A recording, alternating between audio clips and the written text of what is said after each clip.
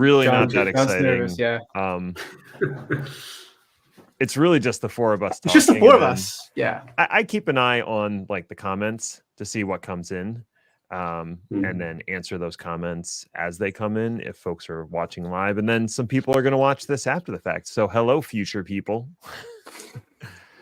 Welcome, and thanks for joining us on the monthly live stream HashiStack that I do. And today we're going to be talking about what our experiences at HashiConf, and I have 3 fellow HashiCorp ambassadors to help me on that journey. So let's start with Glenn. Glenn, why don't you say hi to the nice people and just tell them a little bit about yourself and just your general initial thoughts on HashiConf. All right. Hi everyone. I'm Glenn. I'm based out of Toronto, Canada. I've had like a 16+ year tech career. I currently work as a cloud engineer / consultant. I've been using HashiCorp tools for a long time, and this past HashiConf is my second one. I really enjoyed it. I really like a lot of the announcements that they made, and I like the general direction that HashiCorp seems to be going. So yeah, it was great. And the thing is, I think this year's HashiConf was one of the most HashiCorp ambassador participations, right? So I got to meet a lot of people. I got to see them in the most realistic Zoom call ever. So it was great. Cool. All right. Tom, what about you? Yeah. Hey, everybody. My name is Tom. I'm a cloud consultant based in the UK. This was my 5th HashiConf. So I've been fortunate enough to do 2 over in the States now. It's 3 in Europe. So yeah, it was fantastic as always. Yeah, like Glenn said, it was the most participation we've got from the ambassadors. So it was great to see lots of old faces, lots of new faces, and kind of catch up in person. And the announcements were great as well. I thought that, again, like Glenn, I love the direction that they're going in and the way that they're taking their products. Yeah, I've got some future. I'm just really looking forward to what they bring out next year now. Nice. Okay. And John, what about you? Yeah, I'm the new one here. So this year is my first ambassador year, as well as my first HashiConf.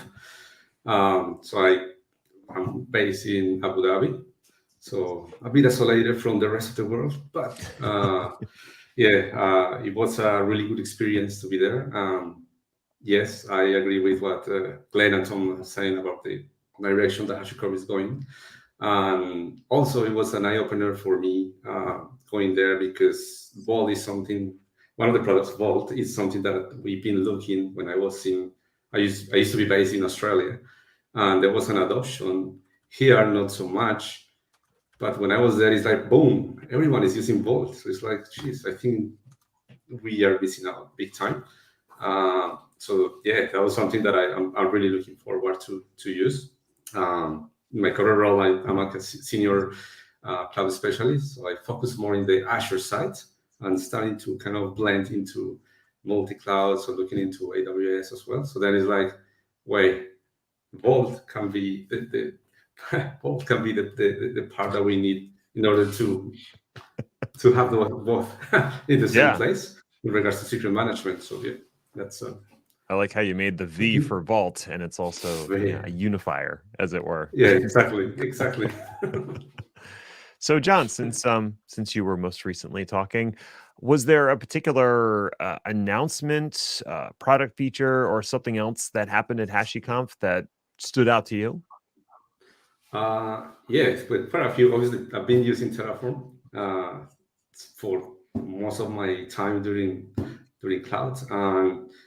Terraform Cloud coming out with stacks and tests are some of the main ones, especially stacks. I really like stacks because we tend to do a lot of, I guess, let's call it subscription or account vending machine style deployments, where you have to have one workspace for something, then another workspace for something else that is platform related, then another workspace for your application developers. if you can deploy one with just one stack rather than having multiple workspaces, then yes, that will be ideal. And especially when you want to decommission, because sometimes, I guess creating or deploying the first time good, but when you're going to decommission, then it could become a bit of a problem. So with stacks, seems like it will be a good, an ideal word for that sort of deployments, especially when you're creating platforms for your dev teams. So I think that's a big thing. Tests, I think testing is something that always is being on the back of everyone in cloud engineer. Like, yes, you create your module, you deploy into the platform to make sure it works, and then there you go. It's all version 1.0.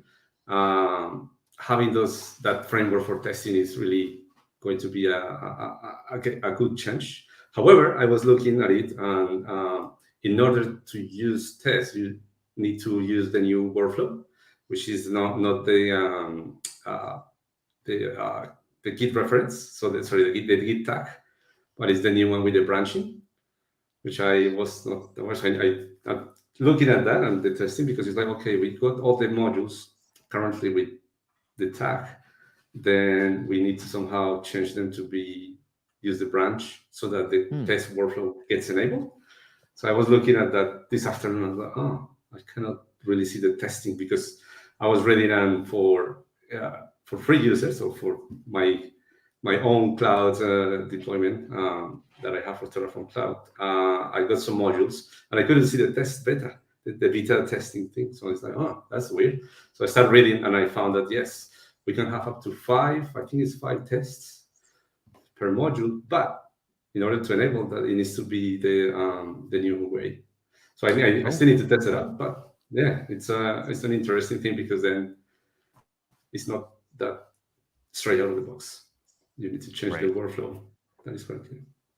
Yeah, that's some of the highlights, and obviously, yeah, a lot of bolts and yeah. Right. So stacks and testing, those were your Terraform testing were your 2 big ones. Yeah, ephemeral workspaces as well, but yeah, it's then I keep going and going, but yeah. Let's keep those 2 for now. Okay. All right. Tom, have you messed around with the testing framework in Terraform at all? I've not, no. So I'm looking forward to playing with it. I just haven't had the opportunity yet. But I think it's a big. I think it's a thing the community's been asking for a long time. Like, I've gone to a lot of DevOps Days conferences, and testing infrastructure is like the #1 for every single DevOps Days open spaces. So hopefully this now starts paving the way into providing a way that we can natively test Terraform. So yeah, I'm looking forward to trying it though. Yeah. What about you, Glenn? Have you tried out the testing framework at all? I have actually. Hey, all right. Yeah, I in one of my repos I already added a test. It's very basic, but I already added it in there. So, yeah, no, it's pretty cool. I'm looking to build more on it. I do like how HashiCorp has gradually added extra validation and testing features into Terraform. Like I've been using the variable validation in my variables file to ensure your for certain things, like the variable can only be set to certain values and then produce an error otherwise, right? Something more custom, something more user friendly. I guess it's easier to read. But yeah, the thing about the announcements that I liked most was the waypoint announcement. So okay. So I mean, waypoint, when it came out, it was kind of a few years ago. It was kind of like okay. I mean, the CI/CD. That's like, definitely a thing. That's a thing, right? Like the CI/CD base is already quite saturated. Yes. Right, and there's already a lot of relatively more mature tooling out there that I think a lot of people and companies have gravitated towards. And I think HashiCorp trying to enter that market at that point was kind of they're running a race like half a lap behind, right? They're starting half a lap behind effectively. So I was very happy to see their pivot to be more of a, now it's going to be more of a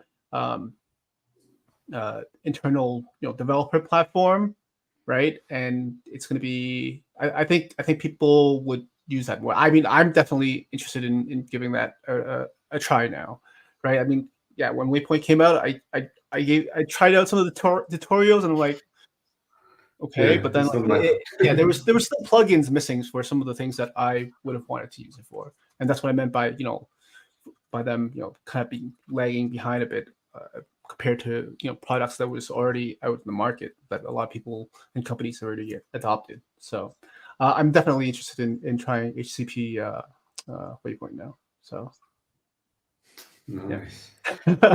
Yeah. Out of curiosity, did you have the same problem when you were testing or playing with testing?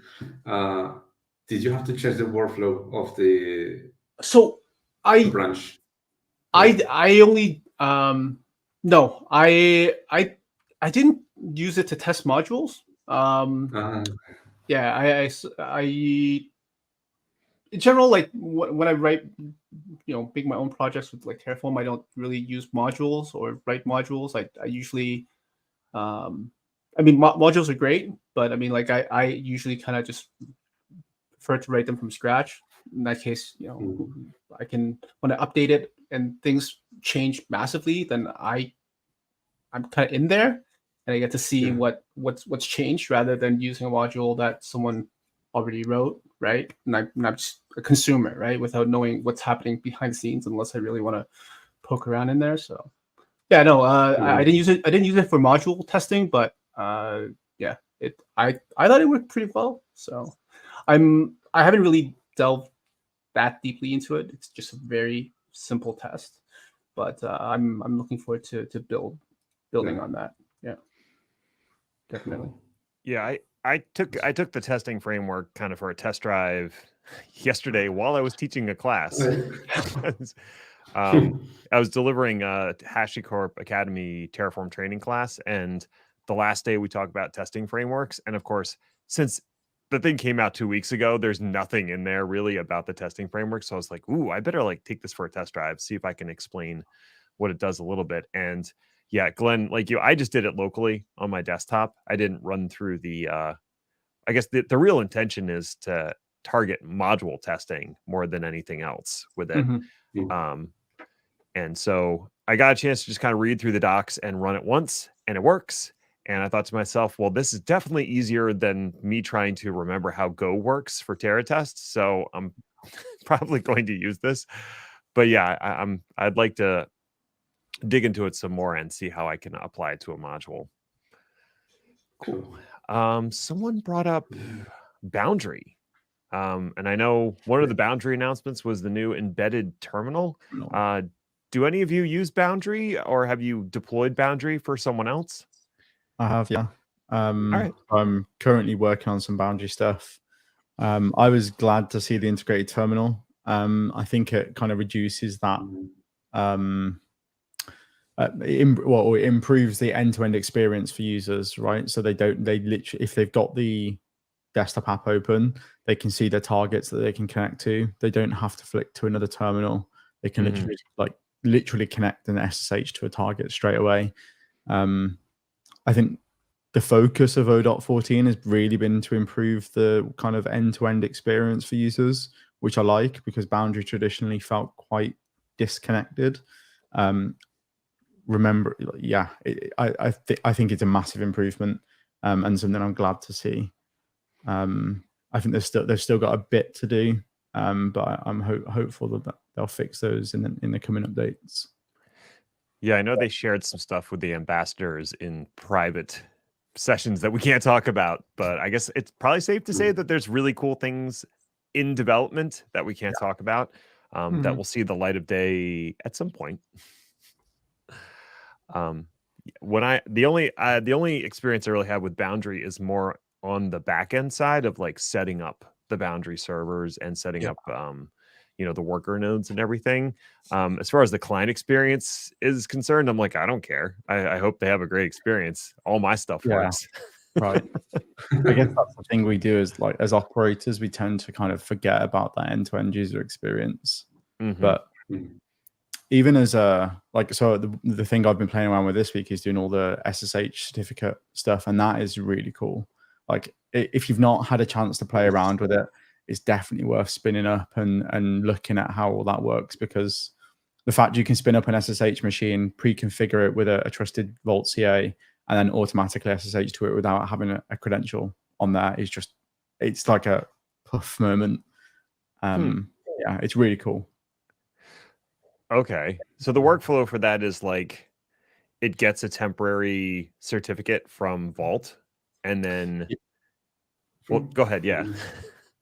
So basically, it's an injection, right? So the user never has to have an SSH key. So essentially, Vault signs a certificate, and then that is injected into the session by the worker. So that is never returned to the user. And the end, so the thing you're trying to connect to, the targets, VMs, whatever they are pre-configured to trust the Vault CA that you've set up. So it uses the Vault SSH secrets engine. Definitely worth playing with, because it's awesome. Yeah, and the user never sees the SSH the user keys. never sees like anything. So it's all like, as operators, it's fantastic, because I can set boundary up. If I've got Vault running, I can plug it into Vault, and then essentially just add on a public key to all my hosts, maybe through a Packer build or whatever, and then all of your users have got access to all of your fleet, and you don't have to manage public keys anymore. You just have to worry about one, which is the one for your Vault CA. Yeah, and revocation of access is a lot easier. Exactly.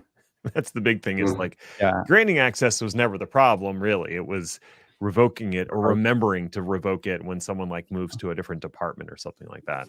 Yeah, and if you set up OIDC and stuff in Boundary, then it kind of happens automatically. So magic is my favorite. Magic. Yeah. Sorry, but I find that sometimes this magic is also, ironically, what keeps, I mean, from my experience at least, some companies from adopting it, because like, I don't know how this works. I can't, I can't really do an assessment on it if I don't know how it works, kind of thing. But Tom is absolutely correct. Like, it's just magic. And yeah, that's an interesting issue that a couple people brought up when we were discussing like how Boundary does stuff. And the problem is that compliance people don't have a good checkbox for how it does it. So even though the technology is technically more secure, because they don't have a nice checkbox or a thing that maps nicely from their policies to how Boundary does stuff, sometimes they can't implement Boundary for that reason. So it's like, nope, you gotta get together with your compliance people and fix that. Hopefully can improve that. Like, maybe provide some sort of table that compares it to things that people in those roles will understand. Yeah, there's definitely they know what the boxes are for, and they want to tick those boxes. And explaining it to them, and what was the intention behind that box, that can get a little bit a little dicey sometimes. Cool.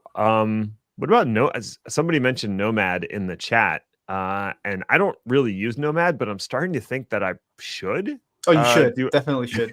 I love you got Nomad. Strong opinions. So I'm a huge fan of Nomad. I have been for quite some time, and I know it's not as popular as Kubernetes, but it really is very lightweight and easy to use, easy to manage. It's got some great features, especially when you pair it with with console. But in the last couple of years, they've added a lot of features to Nomad to make it more even easier to get started with, right? Like they added the local Nomad variables for basic secrets. They have a native service discovery, right? So you don't need console to get started. Mhm. But they're also, now they're adding a lot of little things, like they added NUMA support. They added, workload identity recently, and they're gonna expand on that to have workload identity work with third parties. So I think in 1.7, it's slated to come out for support with AWS, right? And I think, all of this really, I mean, when I think of HashiCorp, right? Yes, there's Terraform, but also for them, like a big part of their identity is kind of like the secrets and managing, simple, authentication, authorization, and all that. And I think with the workload identity piece, that just adds to their story and what they can do to help, alleviate that. Management of credentials and things like that, right? So making everything more secure, which actually kind of leads me to the other thing that I'm really excited about is the console locality awareness piece, where it can help route traffic from from a source to a destination where they would be in the same availability zone, so it wouldn't have to cross regions or cross other zones, and Yeah. and it's still connected, but they would only be treated as for failover purposes, right? So Yeah. then you give that better latency and also reduce the network billing, right? So I think that's a really cool feature. That one, I had never really thought about it before, but if you have a load balancer that is configured to distribute traffic across multiple AZs, then you're going to end up with potentially a lot of cross AZ traffic, which you get billed for, at least in the world of AWS, which seems to be the reference architecture everybody goes to. But more importantly than that, like just the awareness of if it's a mesh that's crossing like two data centers, just send all the traffic to the ones that are closest. And Yeah. then if something happens, send it to the other ones. It kind of brings me back to the days when I was managing like a GSLB with Citrix NetScaler, and send traffic from the NetScaler to the local nodes as long as they're available. But it also would load balance when traffic came in to see which was the closest data center to send the traffic to. So it did a little bit of both. So it's kind of like that, but in console land, which is neat. And again, another product I haven't really steeped myself in, as it were.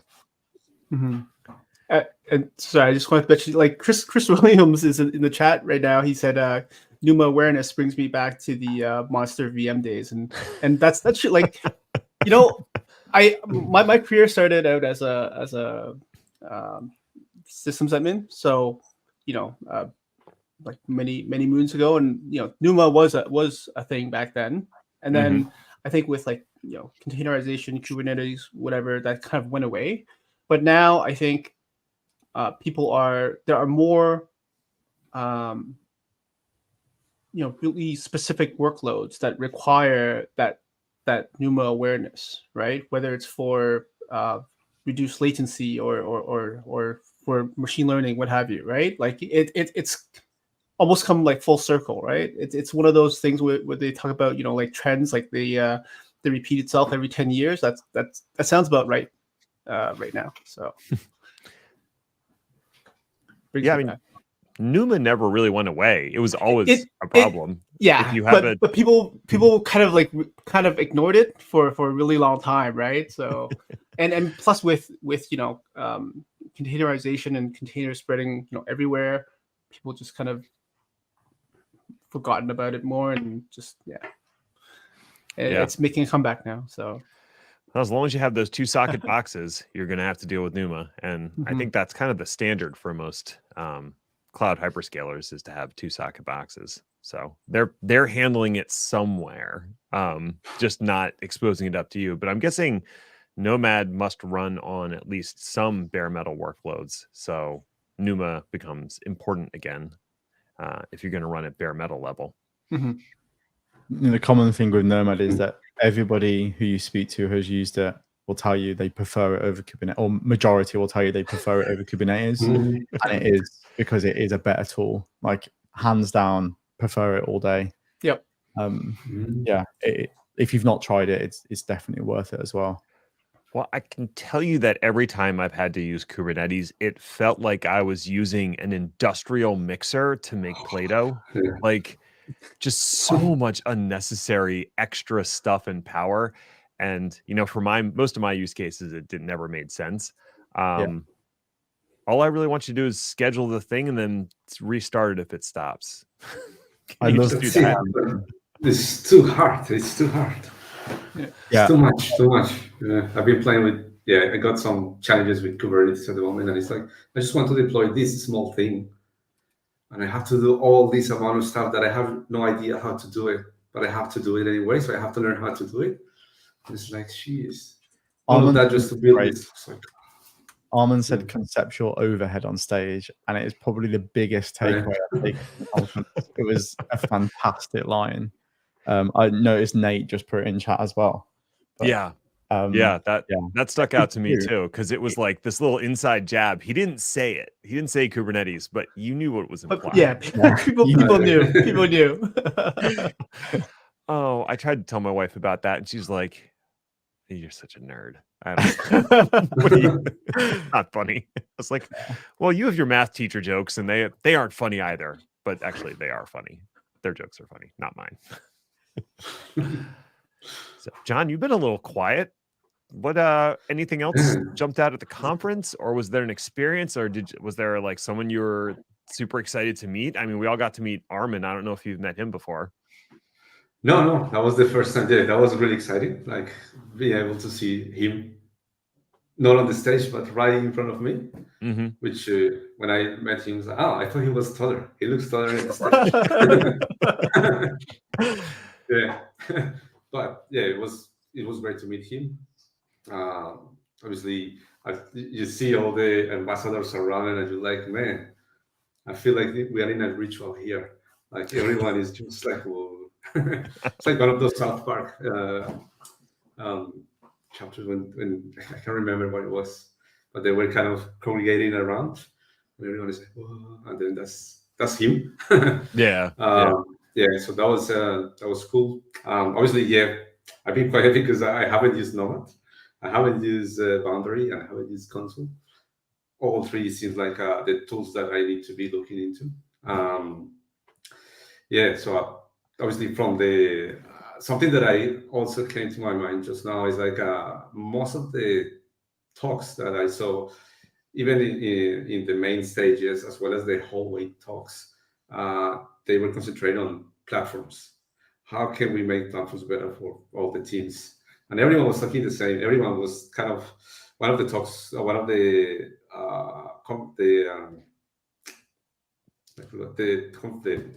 talks was about how each persona has their own requirements. How can you make sure that you can meet all the requirements for each of the personas? So that was Mark Lebrun. He's one of the ambassadors. And that presentation was really cool because I guess it captured everyone in the audience, because you have people that are looking into monitoring, you have people that are looking into the platform itself, you have developers, and you have security. So you have all personas around you. And he was giving that sort of like, oh yeah, you need this requirement, you have the other requirement. And he was able to kind of show how to integrate all those products. Basically, as you guys are saying, I need Vault to use with Boundary, because then I can have this SSH key automatically. I don't know how, but it works. But obviously, you need Vault and you need Boundary. So it's like, oh yeah. So then I need to start learning all those ones and see how can I implement them. That was really cool. There was one of them were kind of platform wise, like showing how to make the platform utilizing the different products that HashiCorp has, and basically taking the best out of them. Something that I also came to that I didn't know, I wasn't aware, is the scholars. I didn't know that program exists. That was something really cool. So it's like, wow, yeah, I came to HashiCorp and they pay everything. Like, what do you mean? Like, yeah, they give me the ticket, they pay for the accommodation, they give you the flights. So it's like really cool, and they get to meet everyone, they get to learn, and they get to share their own experiences, and you get to talk to them and see what they're doing, and they're no different to us. They're doing the same thing as us, just that this program exists, and Mhm. they didn't know about it. So yeah, it was really cool. Yeah. Yeah, I wasn't aware of the Yeah. scholars program either. Oh, So, really? Okay. Yeah, neither was I. Yeah. so I was like, oh, that's awesome that you're, trying to Yeah. support the next generation of folks who are becoming technologists. Mhm. Anybody who's watching the LinkedIn chat right now and is like, what is going on with Chris Williams? If you have not met Chris Williams, you don't know that he's actually the Jolly Green Giant's body double. And so he's about Yes. 80 feet Yeah. tall. He's very jolly. And that is why people are making jokes about his height. Yeah. Obviously, his beard is like here now, not here. Based on the photo from the LinkedIn photo doesn't match. But yeah. Tom, were there any sessions you got to attend that like jumped out at you, or like any vendors in the expo area that you talked to that were like, ooh, that's interesting? So I only went to one session other than the 2 keynotes and a couple of hallway tracks. So I went to a Rosemary session on building platforms. That was really interesting. It was a phenomenal talk, and Rosemary's a fantastic presenter as well. But the whole message behind her talk was just fantastic.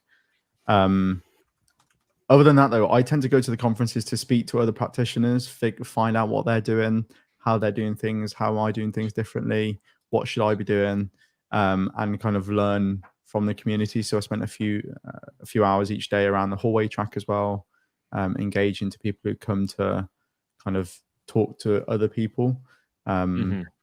Yeah. So I'm probably not the best person to ask about sessions because I only went to one.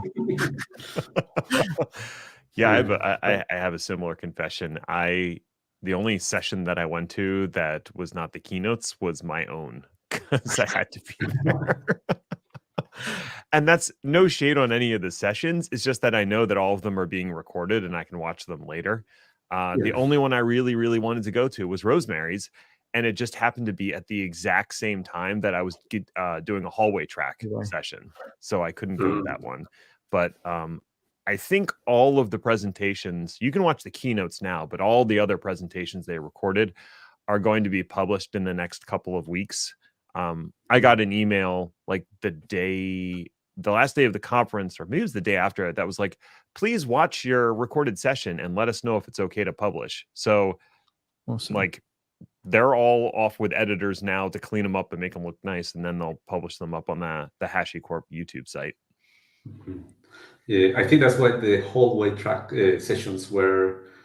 That was my kind of way. So I went to most of the majority of them, just because I know they're not recorded and they were showing kind of like real use cases that companies or whoever was talking was showing exactly what they're doing or exactly the challenges that they have during their development.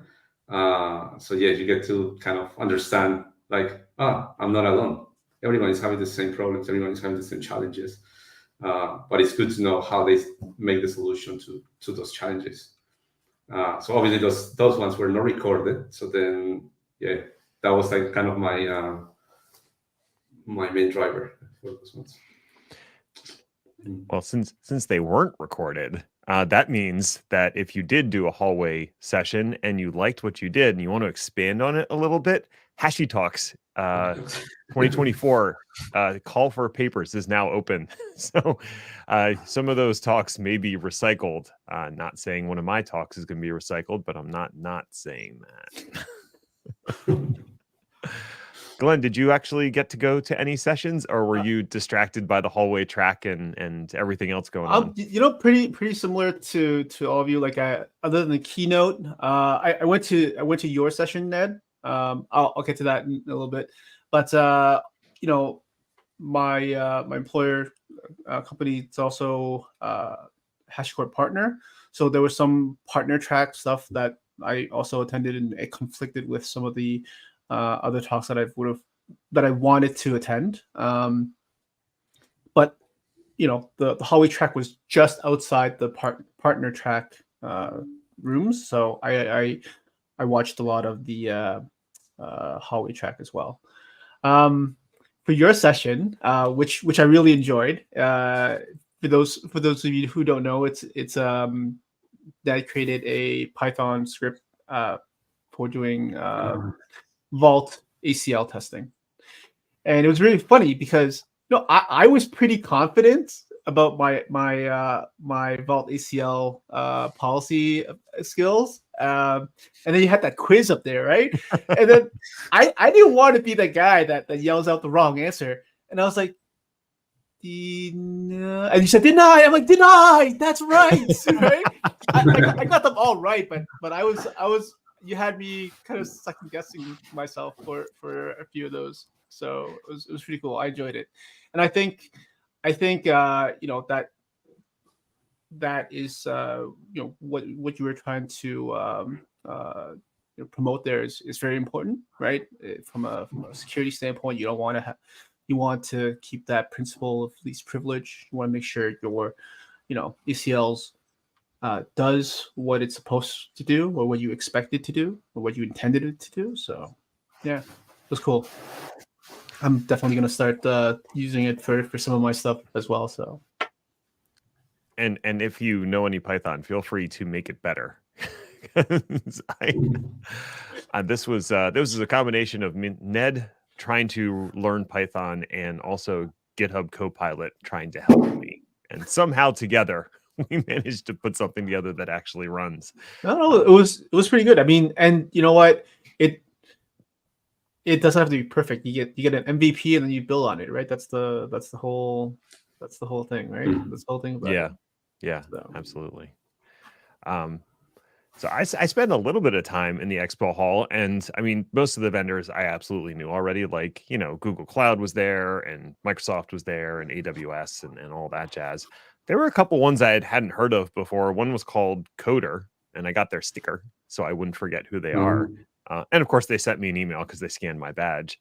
But yeah, they were interesting because what they do is it's kind of like they're a cloud IDE solution. So if you've used like code spaces on GitHub, it's the same kind of idea, but they let you privately host it.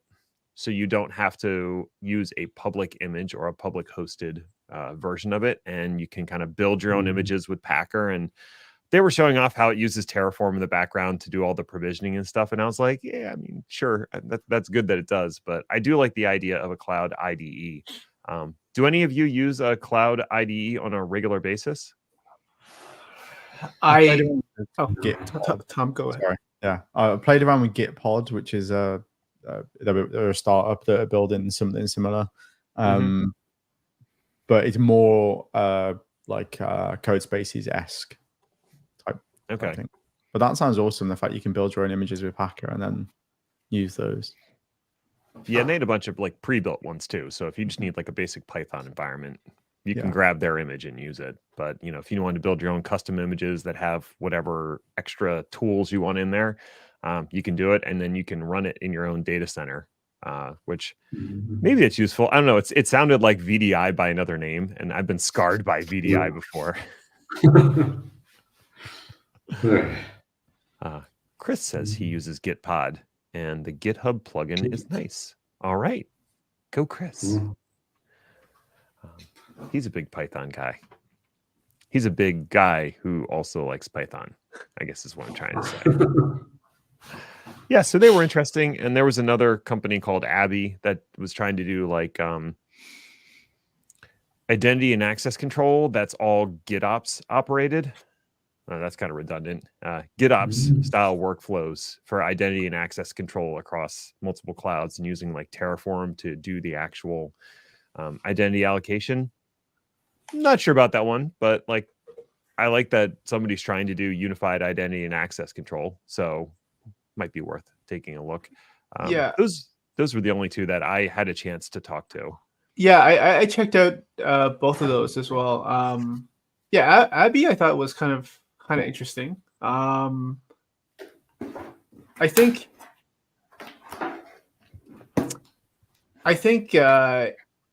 for like a small business or a startup, I think that will help manage permissions and whatnot.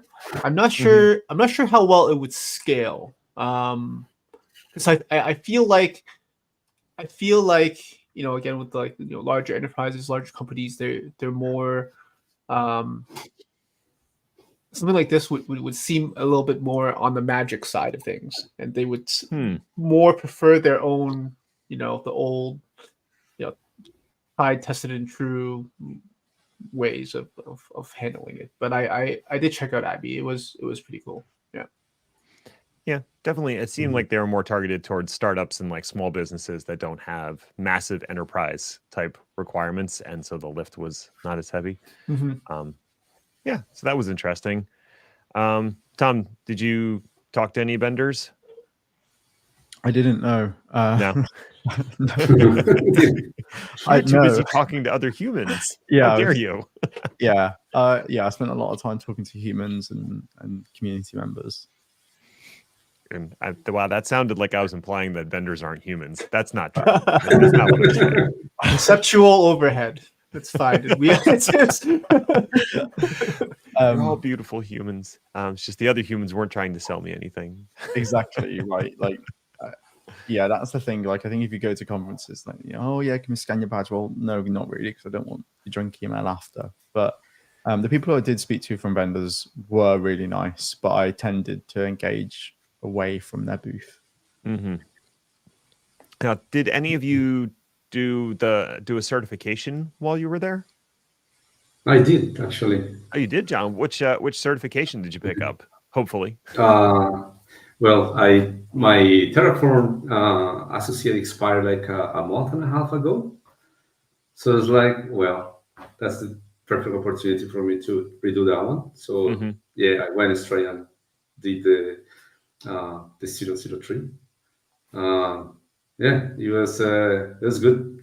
It was fast. I think it's my fastest of my certifications ever, which was good. Fair to assume that you passed then. Yeah.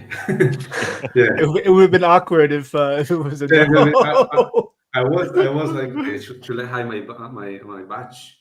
Because what if I don't pass and I got the badge here saying that ambassador and I didn't pass the certification from what I supposed to get the ambassador from? It's like, oh. Yeah. Well, they were handing out, if you had like one of the certifications, they had small stickers, but they had a short run of gigantic stickers. Yeah. Yeah, look at this. These things are so ridiculously large. I don't know what to do with them. Yeah, I haven't tested because it's gonna take half of the laptop. Yeah, they said it was like a misprint or something. So yeah, these are okay. And Glenn and I also participated in the alpha tester for what will eventually be the next version of the cloud engineer certification. We can't share anything about the contents of it, but yeah, I mean, they are working on a lab-based exam for Terraform. I think that's about all we're allowed to say about it, but it is in process, and we got to actually try out a couple of one of the labs and provide some feedback to the team who's building it. So if you're out there thinking, hey, I have my Terraform Associate and I'd really like to get something that's more robust, proves I really know my stuff and I can operate in a lab type environment, that's coming. I don't know exactly when, but it's being actively worked on. So is that something that's right?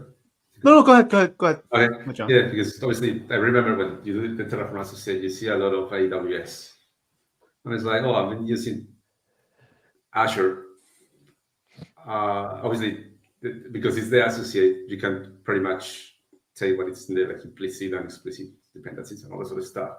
You can get it really quickly. But if you have to do a lab, which is, AWS based, or a cloud that you're not familiar with, yeah, is that something that you can choose? Like, oh, you know what? I want to do this.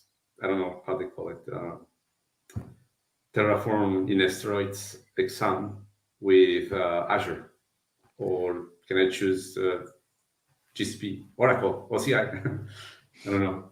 It's that The future plan is to have the same exam available on like the big three clouds, so GCP, Azure, and AWS. So it's less about knowing the absolute ins and outs of one of those clouds and more about proving that you know how to operate with Terraform in that context. So you get to choose the cloud you know best. Is kind of what they were saying. But initially, not all three will be available. But yeah, they will have all three available. Yeah, that's the plan. That's the goal. Yeah, that's the goal. Yeah. So yeah, like as Ned said, right? It's not about knowing the ins and outs of a particular cloud provider. It's just kind of using the one that's more that you feel most comfortable with. But it's about Terraform, right? Yeah, it's about Terraform, not really. Terraform. And I mean, another thing, I really have to give a shout out to the certifications team, because I'm a huge fan of practical exams. Right? It's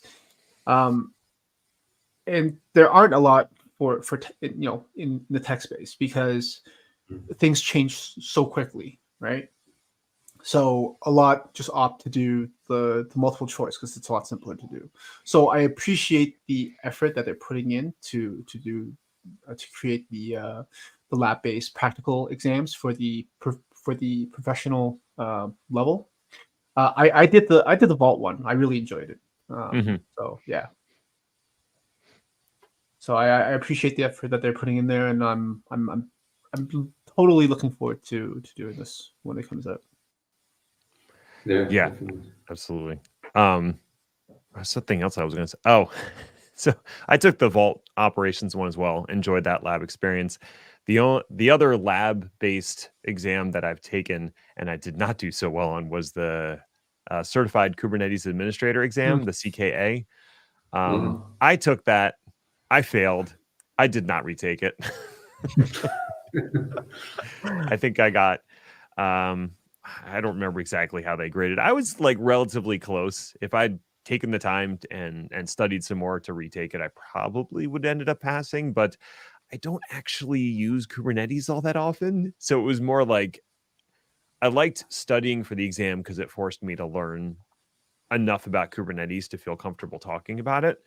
But then I was like, I don't actually need the certification for anything. I'm not trying to get a job being a Kubernetes administrator. So I'll just move on to something else now.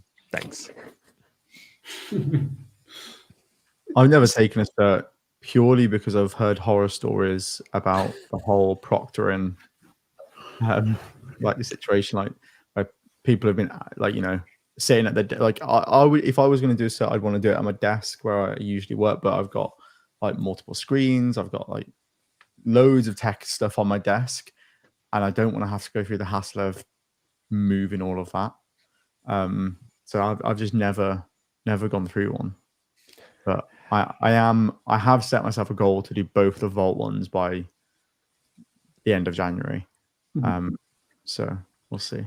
Luckily I've not had any issues with the proctors, and I have a decent setup where I'm just sitting on a little stool, and I put my laptop on another little stool, so I have nothing around me. So the check process is very simple, right? But I can see how like normally, like right now, I wouldn't be able to do anything in my room because I have like monitors and stuff everywhere, and yeah. I can see that, but yeah. So I've had pretty good experiences with the proctoring, so I haven't had any issues. I think I remember seeing a photo posted in the Ambassador Slack. Somebody was renewing their console associate. Somebody was doing it in the bathroom. Yeah. Who I forget who it was. I can't remember who that was. Yeah. He's they're like this check would be simple. He's just sitting on the John and the laptop is on the sink, right? Right? Well, there's not much there.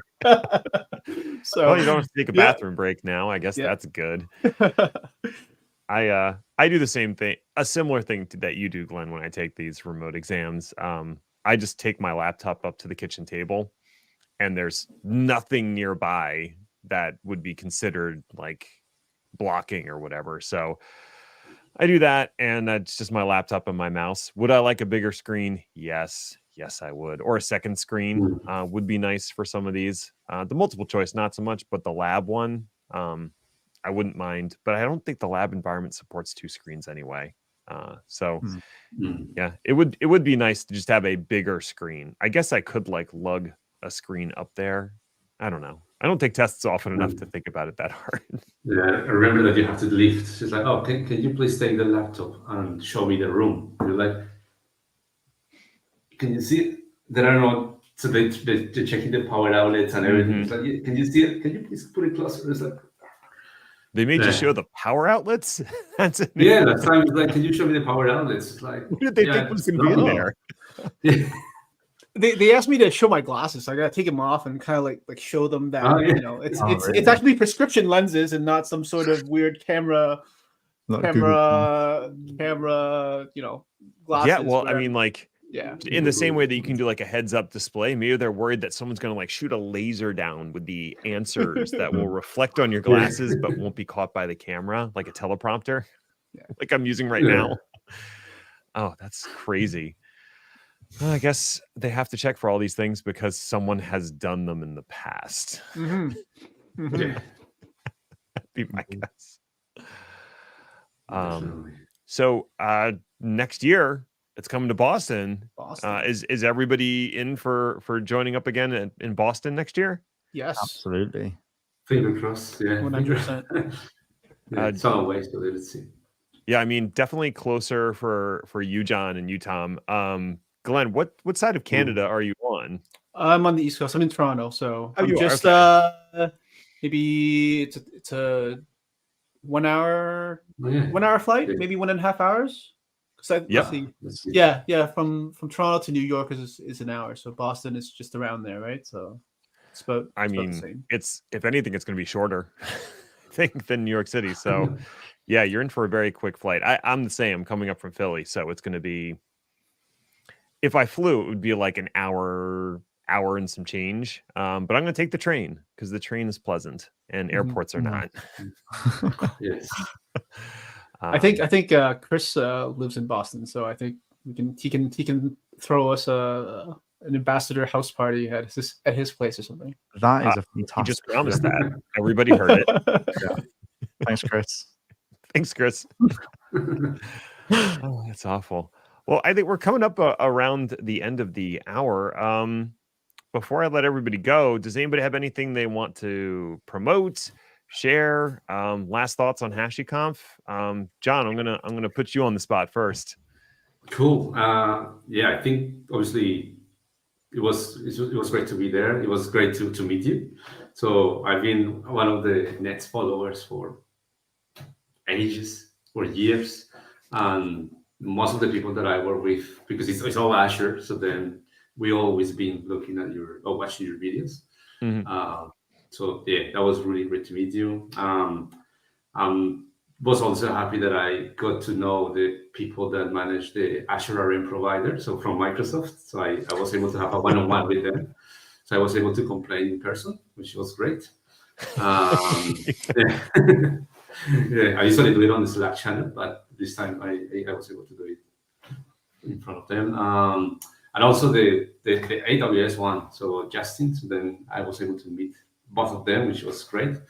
A lot of connections. So I hung out with a lot of the 3 or 4 ambassadors, with Bruno, Nate in France. So it was really cool to meet them, and to basically when we were talking and about the things that they do and how we relate to each other. Then it was. I guess the benefit of the HashiConf was the networking and talking to the community as to what exactly if the challenges that you have are the same challenges that everyone is having, or you're just different. But Yeah. guess what? Nice. Additionally, you see you guys in the videos and everything, and it's like you wonder, like, are they like the same as the videos or not? But they're just pretending. Yeah, you're like, and then you're like, oh yeah, those guys are like very chill out, same as the videos, which is cool. Mhm. The only one that I missed to talk to was Brian. I was trying to, but he was always busy, same as you. So yeah, but Tom, a little bit, Glenn, yeah, a bit, but yeah, everyone was like always busy.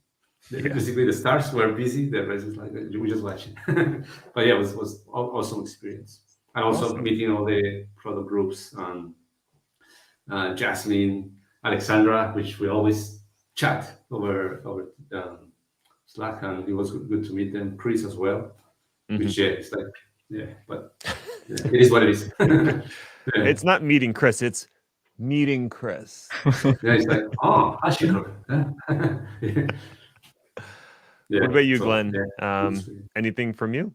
I'm looking forward to Boston. No, I had a lot of good chats with a lot of ambassadors. I think Bruno and Drew. And I think, you know, after chatting with them, I think I'm gonna try and commit more and work towards making more commits and stuff to the Google Terraform provider. I know Bruno is, and so chatting with him, like I kind of shared my thoughts about how the way that Google does their provider. It's a weird setup, but it is a weird setup. It is a weird setup, but he Glad kind I'm of not the only one. no, Bruno thought so too, but he kind of in chatting with them and Drew, it kind of gave me that confidence and motivation to give it a try, give it a go. So that's one of my goals for next year.